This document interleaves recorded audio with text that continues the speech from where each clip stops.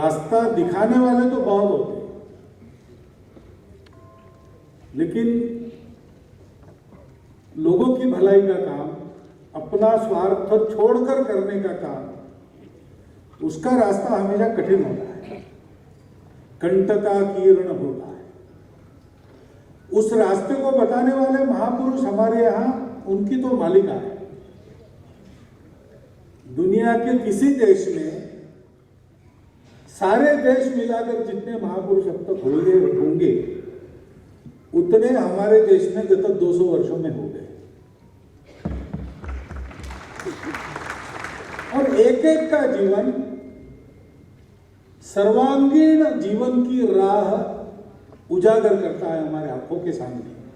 लेकिन राह उजागर जब होती है तो उसके कांटे कंकड़ भी दिखते हैं, क्योंकि वो मार्ग गड्ढा काटना होता ही है। तो फिर हमारे जैसे लोग हिम्मत नहीं करते, उनकी पूजा, जयंती, पुण्यतिथि, जय जयकार ये सब करेंगे। जैसे अभी जय श्री राम हम कहते बड़े जोर से, कहना भी चाहिए, कोई बुरी बात नहीं है, लेकिन श्री राम जैसा होना भी चाहिए ना। लेकिन हम सोचते हैं कि वो तो भगवान थे।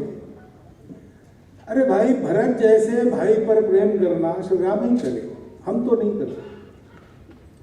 ये सामान्य व्यक्ति की प्रतिक्रिया रहती है। इसलिए उनके तेज में उजागर हुई राह पर चलने की हिम्मत देने वाले ये लोग होते हैं, जो हमारे जैसे ही होते हैं दिखने में। लोगों में वो अलौकिक नहीं बनते, किसी प्रकार की अपेक्षा नहीं रखते, अपना काम करते हैं, चुपचाप करते हैं। स्वामी विवेकानंद ने एक बार कहा किसी अपने मित्र को या शिष्य को कि रे, तुम्हारे यीशु, बुद्ध और कृष्ण से 1000 गुना अधिक तेजस्वी लोग इस दुनिया में आए, चुपचाप अपना काम करके चले गए, किसी को खबर नहीं लगी। ऐसे गुप्त योगी होते। ऐसे गुप्त योगियों को ढूंढ ढूंढ के आपके सामने लाने वाले ईश्वर संत फाउंडेशन का वास्तव में अभिनंदन है, हृदय से अभिनंदन। क्योंकि आज हमको चलने की जरूरत है। 75 वर्ष का उल्लेख हुआ। इन 75 वर्षों में जितना चलना चाहिए था, आगे बढ़ना चाहिए था, उतना हम नहीं बढ़े। बढ़ जाएंगे, वो कोई चिंता की बात नहीं है। लेकिन वहां तक देश को ले जाने का जो रास्ता है, उस पर चलेंगे तो चलेंगे ही नहीं। चले नहीं इसलिए नहीं बढ़े। एक सुभाषित है, योजनानां सहस्रोपि शनैर गच्छेत् पिपीलिका। सहस्र योजन भी छोटी चींटी अपने पैरों से धीरे धीरे चल के निकल जाए। एक गांव से दूसरे गांव जाती है चींटियां, तो वैज्ञानिक सत्य है, जीव शास्त्र का अध्ययन करने वालों को मालूम है। माइग्रेशन होता है उनका, दूर दूर तक होता है। छोटे कदम भरते भरते देर से देर पहुंच जाए। और फिर कहा है कि अगच्छन् वैनते योगी पदम एकम न गच्छति। अगर जाएगा नहीं, उड़ेगा नहीं, तो गरुड़ हो तो भी एक कदम भी आगे नहीं जा सकता। ताकत तो उसकी है पूरे आसमान को आलोड़न करने की, परंतु करेगा नहीं तो कैसे होगा। इसलिए आदर्शों के प्रकाश में हमको रास्ता पता है, उदाहरणों के प्रकाश में उस रास्ते पर कदम से कदम मिलाकर चलने की हिम्मत जगाने वाले आज के ये जो सारे हमारे उत्सव मूर्ति है, उनको मैं विनम्र प्रणाम करता हूं। और उनकी अनुमति से, क्योंकि आपने मुझे यहाँ खड़ा किया है, काम दिया है, सेवा वगैरह तो करता नहीं, एक आध कार्यक्रम में थोड़ा बोलने को कहा तो बोलता भी नहीं, ऐसा मेरी बदनामी न हो, इसलिए मैं कुछ बातें आपके सामने रखता हूं। आज के कार्यक्रम से ही संबंधित है। स्वर्गीय श्री खैराती लाल जी शर्मा ने अपने परिवार पर अपने स्वयं की कृति से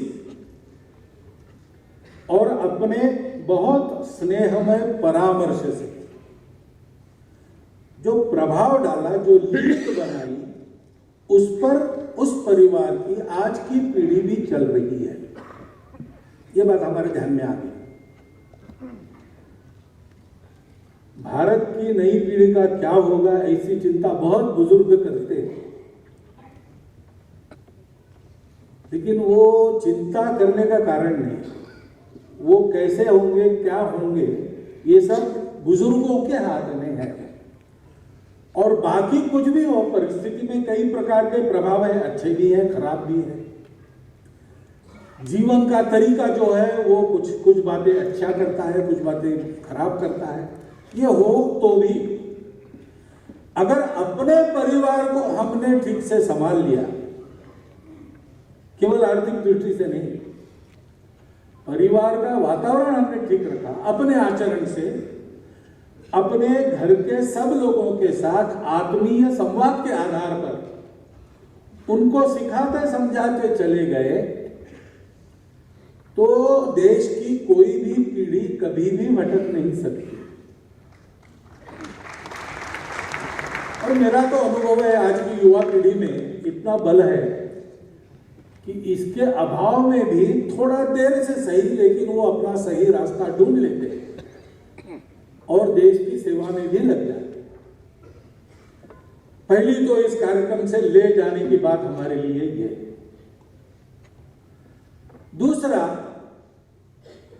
कई बार लोग कहते हैं कि हम तो बहुत कुछ करना चाहते हैं, लेकिन हमको कुछ चाहिए तब कर सकेंगे ना। तो अनंतवासी राम सुखदास जी महाराज एक बार दिल्ली में आए थे, मुंबई में आए थे, चुनाव का समय था उस समय। तो एक सज्जन गए और उनको कहा कि आपके परिचय बहुत है और मैं समाज की सेवा करना चाहता हूँ, और सेवा के लिए अगर मुझे टिकट मिला और मैं चुन के आ गया तो सेवा करना आसान होगा। अब बात तो सही है, आसान तो हो ही सकता है। और इसलिए उन्होंने कहा कि मुझे एक अथॉरिटी मिलेगी, साधन भी मिलेंगे, तो मैं अधिक सेवा कर सकूंगा, आप थोड़ा फोन करके बोल दीजिए।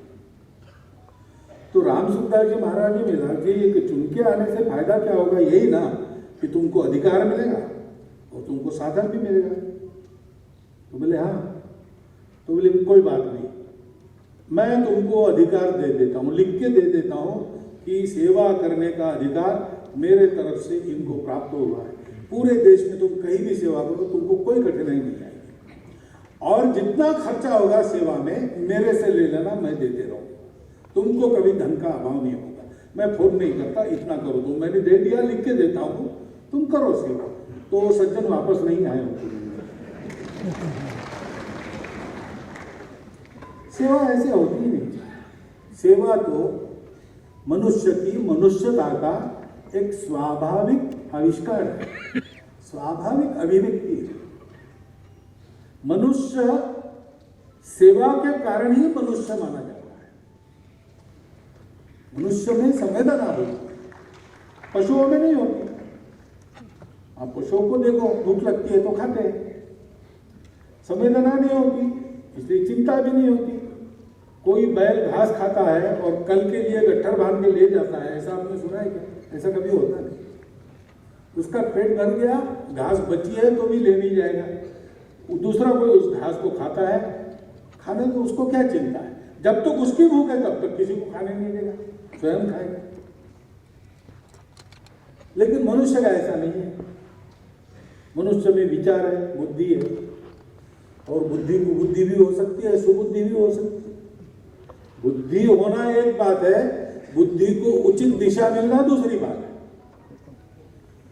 और इसलिए मनुष्य के मन की संवेदना को उसने सुना तो वो नर से नारायण बन जाता है। मनुष्य ने अगर मन के अहंकार को चुना तो वो नर का नराधम। और इसलिए अपने यहाँ पर ये कहा गया है कि आहार निद्रा भय मैथुनम च सामान्य में पशुभिर नराणाम्। बायोलॉजिकल एनिमल मनुष्य भी है, इसलिए बायोलॉजी में लिविंग थिंग के जितने फंक्शन है उतने सब मनुष्य करता है। वो छोड़ ही नहीं सकता, उसको करना ही पड़ता है। भूख लगती है तो खाना ही पड़ता है, कोई भी हो। पहुंचे हुए महात्माओं को भी कुछ तो आहार प्राप्त करना पड़ता है। हाँ, हम सामान्य मनुष्य ये भौतिक अन्न से प्राप्त करते हैं, वो सीधा वैश्विक ऊर्जा को प्राप्त करते हैं, लेकिन बिना ऊर्जा के कोई काम नहीं चलता। ऊर्जा के स्रोतों का उपयोग मनुष्य अपने आहार के लिए करता ही नहीं। ऐसे सारी बातें मनुष्य को करनी पड़ती, परंतु कहा है कि धर्मो ही तेषाम अधिको विशेषो धर्मो विहीन पशु समान। मनुष्य की विशेषता क्या है? उसके पास धर्म है, वही उसकी विशेषता है, उसके कारण वो मनुष्य है। अब ये धर्म बड़ा कठिन शब्द है, समझ में नहीं आता। लोग धर्म कहने के बाद एकदम पूजा देखने लगते हैं। तो पूजा तो सब धर्मों में एक छोटा अंग है। यहाँ जो धर्म कहा है वो जिसको आज मानव धर्म कहते हैं या हिंदू धर्म कहते हैं, इसको कहा गया। यानी हिंदुस्तान से निकले सभी धर्म, क्योंकि वो ये नहीं कहते कि इसकी पूजा करो उसकी पूजा करो। उसके प्रवर्तक उन पंथ संप्रदाय के धर्मों के वो कहते कि मैंने ऐसा किया मुझे मिला, तुम मेरे रास्ते चलो तुमको भी मिलेगा। कैसे चलना मैं बताता हूं, तुम मेरे ही रास्ते से चलो ऐसा कोई नहीं कहता, क्योंकि पूजा एक छोटा अंग है। वास्तव में धर्म क्या है? तो अपने यहाँ श्रीमद् भागवत में कहा है कि धर्म के 4 पैर हैं। एक है सत्य। सत्य धर्म तभी आता है जब सब में एक तत्व है। अब वो तत्व जड़ है कि चेतन है, जड़ से आया कि चेतन से आया, ये विवाद का विषय है, दर्शनों का विषय है।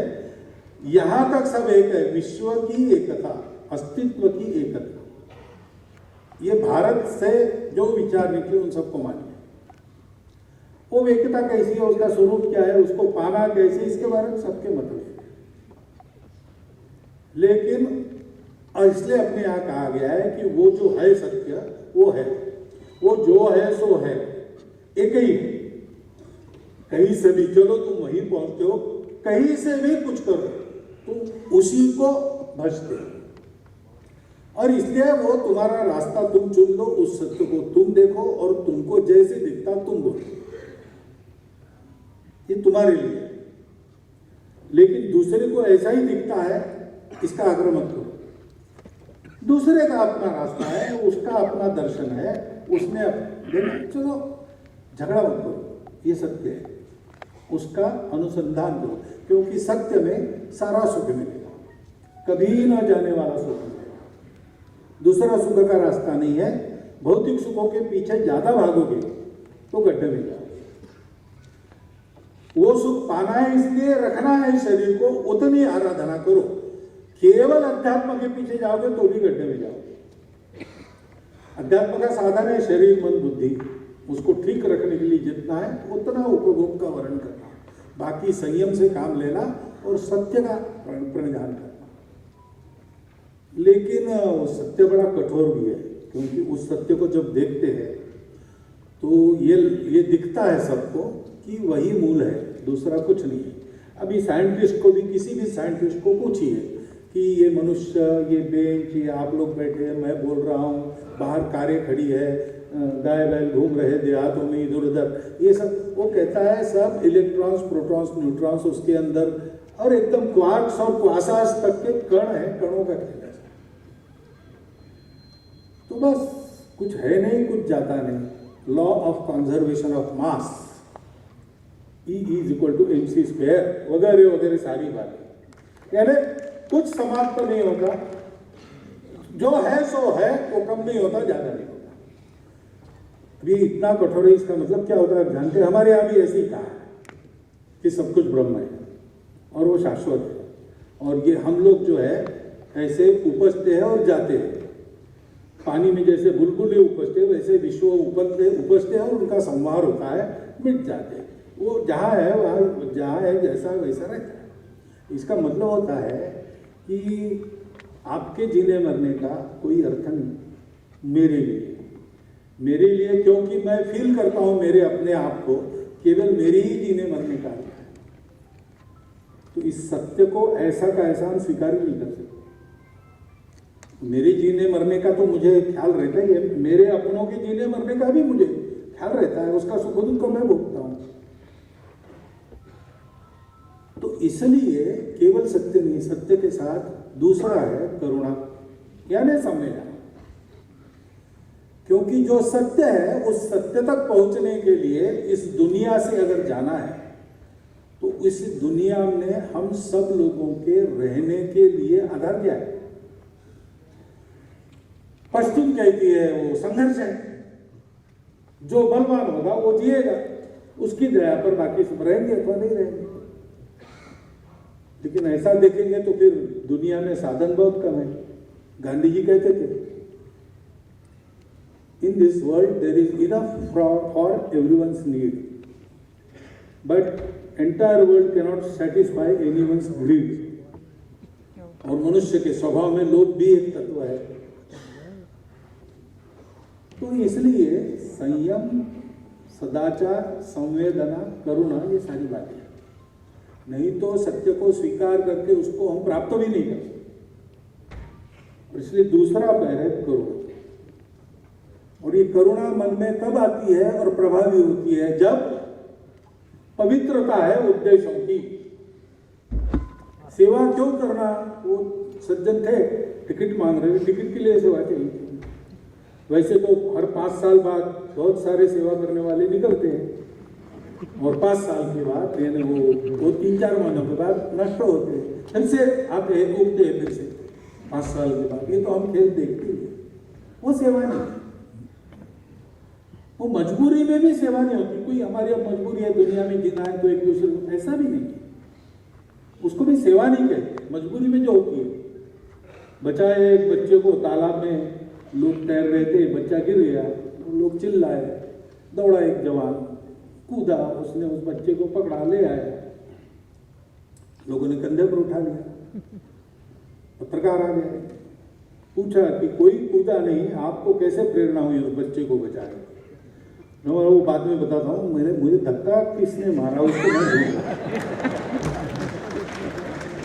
धक्का मारा, वो वहां गिर गया, वो बच्चा वहां था, उसने गला पकड़ लिया। तो मरना है तो उसके साथ, जीना है तो उसके साथ। ये मजबूरी में अच्छा काम कर रही है, भी सेवा नहीं। सेवा स्वार्थ की होती नहीं, सेवा अहंकार की भी नहीं। मैंने सेवा की, ये आता है तो सेवा का सारा पुण्य नष्ट होता है। और पुण्य प्राप्ति के लिए नहीं है, वो एक सहज अभिव्यक्ति है। मैं सेवा क्यों करता हूं? क्योंकि मुझे रहा नहीं जाता। एक सज्जन मिले मुझे कि मेरे पास अब बहुत पैसे हो गए तो मुझे कुछ सेवा करनी है। तो आप लोग बहुत सेवा करते हो तो हमको जरा बताइए कैसे कैसे की जाती है। मैंने बोला आप ये हमसे मत सीखिए, आपका उद्देश्य बहुत अच्छा है, आप कोई तरीका ढूंढिए, करना शुरू कीजिए, आपको जितनी मदद लगेगी हमारे लोग करेंगे, इतनी गारंटी मैं देता हूँ। लेकिन हमारे तरीके पर मत आइए। क्यों, क्या हुआ? मैंने देखो हमारा स्वयंसेवक वो भी फटेवाला ही है, होता है, कोई बड़े व्यक्तियों का संघ है नहीं, सामान्य लोगों का संघ है। उसको समाज में कुछ कमी दिखती है, कुछ दुख दिखता है तो रहा नहीं जाता, वो दौड़ पड़ता, वो विचार भी नहीं करता ये काम अपने से होगा, अपने पास साधन है, समाज अपने साथ रहेगा, वो दौड़ के काम करने लगता है। अपना समाज ऐसा है कि प्रामाणिकता से कोई काम कर रहा है तो उसको कोई कमी नहीं होने देता। अपना समाज ऐसा। अब आप तो पहले आपके पास पैसे तो बजटिंग से प्रारंभ करेंगे, वो हमारे यहाँ नहीं चलता। इसका कोई बजट नहीं है, जितना आवश्यक है उतना करना, अपने पास जो है वो सब दे देना, ऐसी सेवा हो।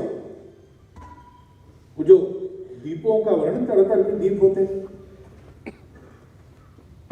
लेकिन एक दीप सर्वोत्तम माना गया है, वो रत्न दीप है, उसका अपना प्रकाश होता है। और इसलिए अपेक्षन्ते न च स्नेहम, उस दीप को किसी का स्नेह नहीं चाहिए, या स्नेह यानी तेल भी होता है, उस दीप में तेल की जरूरत है।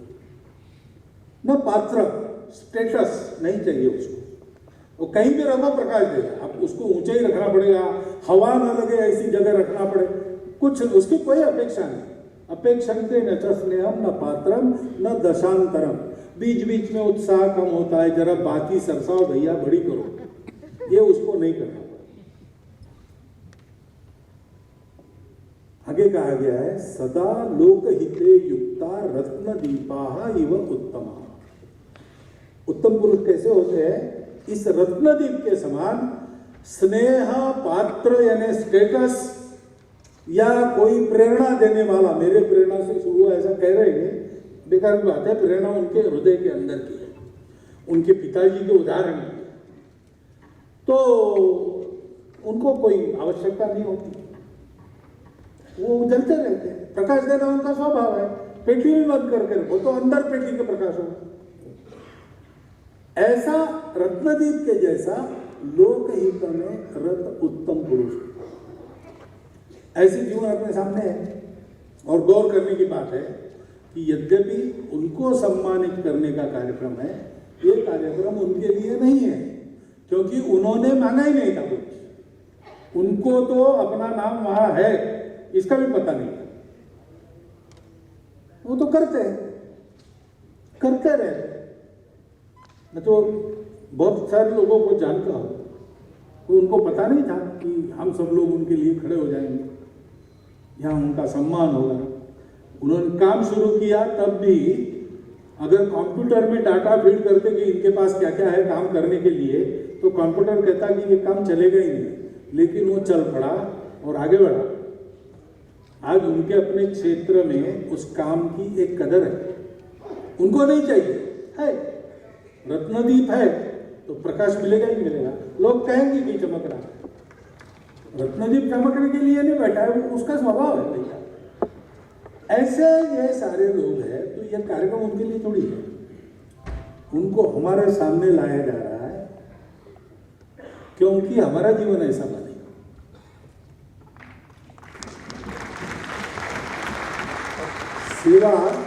सेवा बड़ी या छोटी इससे फर्क नहीं पड़ता। सेवा अंतःकरण पूर्वक, आत्मीयता पूर्वक, संवेदना के कारण, अहंकार को भी भूल के, नारायण मेरे सामने या भगवान मेरे सामने, आप जिसको भी मानते हैं सर्वोच्च, वो मेरे सामने उस रूप में प्रकट होकर मेरे अंतःकरण को पवित्र करने का अवसर मुझे दे रहा है, ऐसा मानकर जो की जाती है, वो छोटी हो या बड़ी हो, उसका मूल्य समान है। और इसलिए ये सब लोग हमारे सामने आते हैं, आज समारंभ में आ रहे हैं, इसलिए हमको थोड़ा उनके बारे में वो बड़े हैं वगैरह ऐसा लगेगा, है वास्तव में बड़प्पन तो है, परंतु ऐसे मिल जाते तो हम उनको बड़ा आदमी नहीं मानते, हम मानते सामान्य लोग हैं, सेवा कर, सामान्य लोग भी सेवा कर सकते। हम लोग हमारे घर में अपना जीवन चलाने के लिए सहायक होने वाले कितने लोग हैं अपने आसपास, हम विचार करें। हमारे घर में कोई बर्तन मांजने वाली महिला आती है क्या? उसके बच्चों की पढ़ाई ठीक हो रही कि नहीं, हमारा ध्यान है क्या? उसके घर में व्यसन मुक्ति हो गई, ऐसा हम कर सकते हैं क्या? हम जिस हेयर कटिंग सैलून में शहरों में होते हैं, कस्बों में और कम होते हैं, और गांव देहात में तो नाव घर पर आता है, ऐसी चीजें आज भी कही गई है, लेकिन ये हमारा ही जीवन चलाते हैं ना, तो उनका सब कुछ ठीक हो रहा है क्या? बिल्कुल, सेवा के लिए क्षेत्र आपको ढूंढना नहीं पड़ेगा, अपने चारों ओर हम अपनी शक्ति लगाकर ठीक कर सकते हैं। ऐसी बहुत सी बातें, अभाव को दूर करना, दुख को दूर करना, उन्नति के पथ पर ले जाना, सामाजिक महत्व के या व्यक्तिगत महत्व के, स्वच्छता से लेकर पर्यावरण तक जो विषय है उसमें लोगों की जागृति करना है। उससे अच्छा मनुष्य उसको बनाना, भौतिक आध्यात्मिक दोनों रूप ये सेवा। और विशेषकर जिसकी सेवा करते हैं वो सेवा देने वाला होना चाहिए, वो सेवा असली सेवा है। एक कहावत थी ऐसी कि आप भूखे को एक मछली देते हो, उसके बजाय उसको मछली पकड़ना सिखाओ तो ज्यादा, तो सदा के लिए इलाज हो जाएगा। ऐसे इस सेवा के द्वारा देने वाला रह नहीं जाता, वो लेते लेते देने वाला बन जाता है। कविता मराठी में एक कविता है कुसुमाग्रज कि देने वाला देता जाए, मैं हिंदी बता रहा हूं उसका, देने वाला देता जाए, लेने वाला लेता जाए, लेते लेते लेने वाला देने वाले के हाथ ले जाए। देते रहना चाहिए तो वो भी देने वाला बनेगा। ऐसा भी इन प्रकल्पों के सेवितों में से हमने सुना हुआ है। ऐसी सेवा हम कर सकते हैं, हम सब लोग कर सकते हैं, संस्था बना के कर सकते हैं, जो संस्थाएं कर रही है उनके साथ लग सकते हैं। हम अपने परिवार के द्वारा आसपास ऐसी सेवा कर सकते हैं। सेवा के लिए सहायता देने से प्रत्यक्ष हाथ से सेवा करने तक अगर इस भावना से की जाए तो वो सेवा सबको लगती है, करने वाले को, जिसकी करते हैं उसको, और पूरे समाज को। क्योंकि आखिर समाज क्या है? समाज भीड़ तो है। अपने यहाँ पुराना शब्द था जनपद, आजकल हम जिले को जनपद कहते, वो नहीं। राष्ट्र नेशन के अंग 7 अंग होते हैं, उसमें मुख्य अंग है जनपदवती भूमि, यानी एक भूमि जिस पर एक जो समूह रहता है मनुष्यों का, वो केवल समूह नहीं है, वो समाज है। समाज है यानी क्या है? उसके सामने एक निश्चित उद्देश्य है और वो परस्पर आत्मीयता से बंधा है, संवेदना से बंधा है। सबकी चिंता करके उस समूह के सब लोग चलते हैं, केवल अपने अपने नहीं देखते। Everyone for himself, they will take the hindermost, ऐसी भीड़ होती है। लेकिन समाज होता है कि कहीं कुछ गड़बड़ हुई तो दौड़ पड़ता है। जैसे जीवंत शरीर होता है, तो जीवंत शरीर में कहीं एक जगह कांटा चुभ गया तो तुरंत आंखें उधर जाती है, हाथ आगे जाते हैं उस कांटे को निकालने के लिए, बुद्धि विचार करती है इसको कोई दवाई लगाना चाहिए क्या, सारा शरीर वहां की सेवा में जुट जाता है। और डायनासोर नाम के प्राणी आपने सुने, वो कैसे खत्म हुए होंगे, कैसे खत्म हुए? अनेक कारण बताते। उसमें एक कारण ये भी बताते कि उसका शरीर इतना प्रचंड था कि एक जगह कांटा चुभा तो उसकी संवेदना, उसके मगज छोटा था, उस दिमाग तक उसकी संवेदना जाना, वहां से कृति का आदेश जाना और फिर कृति होना, इसमें बहुत समय लगता था। इतने समय में तो, और नोचने वाला नोच के ले जाए मांस का टुकड़ा, और इसलिए उनका पतन बहुत जल्दी हुआ। अब हम 130 करोड़ वाले हैं, 3000 किलोमीटर लंबी चौड़ी भूमि है, प्रचंड देश है, और इस प्रचंड देश में विविधता भी है, जैसे शरीर के अवयव में होती है। लेकिन इतना प्रचंड शरीर होकर भी यूनान मिस्र रोमा सब मिट गए जहां से।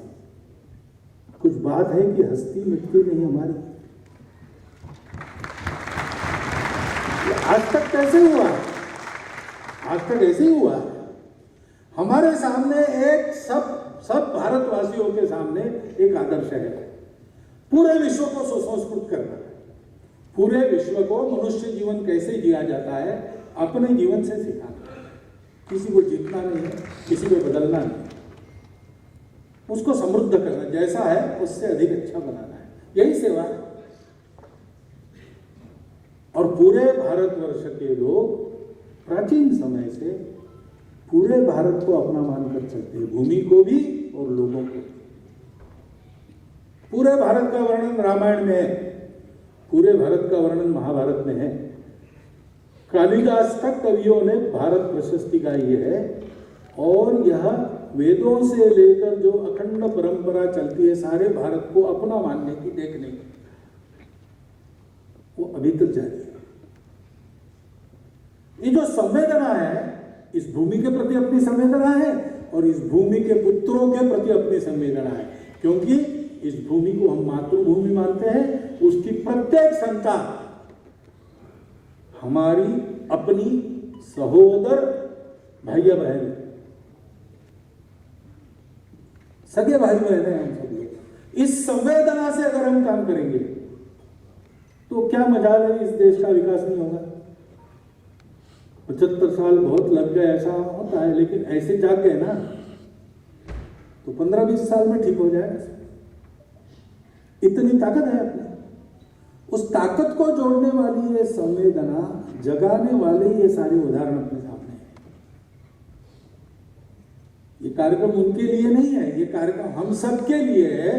हम जागे, अपने जीवन को सेवा में लगा दे, अपने देश को परम वैभव संपन्न और विश्वगुरु बनाए, ताकि संपूर्ण मानवता इस प्रकार एक आत्मीयता के सेवा भाव से आप्लावित होकर सुख शांति में सुंदर जीवन जीते हुए कोई व्यक्ति दुखी न हो, कोई व्यक्ति अभावग्रस्त न हो, किसी के मन में किसी चीज का मलाल न हो, जिसको जो चाहिए वो सब मिले, और सब मिलके इस अपने विश्व को अधिक सुंदर सुसज्जित पर्यावरण शुद्धता को लाते हुए करे, ऐसे जिए, ऐसी दुनिया बनाने वाला भारत खड़ा हम कर सकते हैं अगर हम अपने अपने दायरे में, जो छोटा है बड़ा है जैसा है, उस दायरे में इन उदाहरणों का प्रत्यक्ष अनुकरण करते हैं। मुझे लगता है कि इस प्रकार का कार्यक्रम इसलिए किया जाता है कि हमारे लिए उसमें एक बोध है, उस बोध को ग्रहण करें, उसका चिंतन करें और चिंतन को कृति में बदले। इतना एक अनुरोध आपके सामने करता हूं और धन्यवाद करता हुआ मेरी 4 शब्द समाप्त।